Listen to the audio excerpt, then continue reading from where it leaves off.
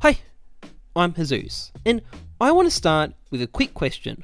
What do you reckon the most famous line in the history of competitive CSGO is? Because I have my pick, and I'll drop everyone a small hint about what it might be. Freiburg, are you pegging me? Well, he is the king of banana, but let's not get too distracted. We'll get back to this later, because in the meantime, there is something much more important to discuss. You see, Valve are not known for being great communicators. They generally don't talk very much, and even when they do talk, they don't tend to say very much either. But last week was a bit of an exception. Suddenly Valve had a whole lot to say. In fact, they basically dumped a whole wall of text on us, and this contained a number of interesting details. Firstly, they told ESL that their exclusivity league plans can get fucked. Secondly, they made it clear to anyone streaming the major through GoTV that the tournament organiser has every right to tell you to get fucked. Finally, they dropped some stats. Apparently, our diligent purchasing of tournament items has raised $11 million for the orgs and the players participating in the Berlin major. Now, this is almost certainly a record amount of money spent on tournament items at a major, and when you factor in the fact that Valve keep 50% of the money, well, that means the community spent as a whole $22 million on tournament items. I mean, impressive, right? And that means a lot of money for players. According to this tweet, it's an average of roughly $460,000 per org, which might work out to be something like $60,000 per player, depending on how it ends up getting split. And yes, I checked your maths on my abacus, and I think it adds up. Anyway, as I just said, Valve are boasting about this because they've just sold a record amount of tournament items. In fact, they've just sold more tournament items than they sold in all of 2015 at all three of its majors combined. And it's also higher than pretty much any recent major as well. So see this comparison here. I call it the Boulevard of Broken Investor Dreams, and you can see the listings of holo and foil capsules at the end of each sticker sale, and this is a very good reference point for comparing one major to another. And as you can see, the numbers are a little bit higher for Berlin, aren't they? Well, not a little bit, by a very big margin. Now, I could spend some time trying to figure out exactly what the difference is. How much less were the other majors? PG or Krakow is an obvious second place here. It's often said that Device got $50,000 worth of sticker money at this major. I can't find the original source, but I would believe that. Elige wasn't at that major, but he's on record saying he made a lot less at the other events he went to. That would make sense based on the numbers we could see, and I could go a lot more in depth, but that's not really what I want to focus on. All we really need to know here is that a lot more stuff was sold at Krakow than there was at the next two majors, than there was at London or Boston. So why has Berlin done so well though? Why has it sold so many more stickers than past majors? Well, most of the stickers that get sold at majors are bought by investors. People buy up the stickers in the hope that they increase in price in the future. Now, the reason Krakow sold so many stickers at the time was that it came off the back of E-League Atlanta, and the E-League Atlanta stickers were great investments. People bought into them and made a lot of money, so people figured they'd do the same for Krakow.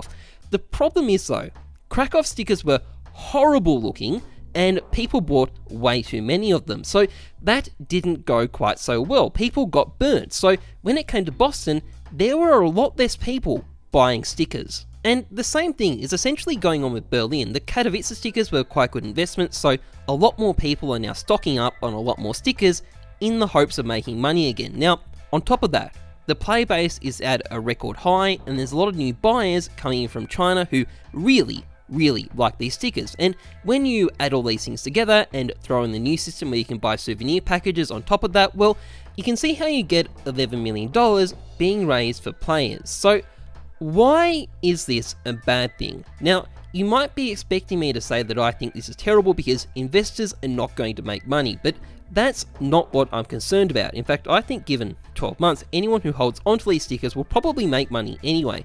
What's worrying me is something different. You see, there's been decreasing viewership over the last 4 majors. That's very clear from the stats. Now, not all of this is due to decreasing interest. There's been some circumstantial factors that haven't helped, like Astralis curb stomping everyone in the playoffs, so finals matches don't go for as long, but it's still fairly clear that viewership is dropping. And this is happening at the same time CSGO's player base is growing. There's more people playing the game than ever, but there's increasingly less people watching the majors. And something that I think would really help with this is better monetization of the majors with features that actually engage the players, because we haven't really had anything new for a while. Most of the changes to tournament items are just repackaging. So, Valve repackaged autographs at Krakow, Valve bundled up souvenirs and pick'ems into one thing with the viewer pass. We got 8 extra teams at Boston, but that didn't change any of the items on offer.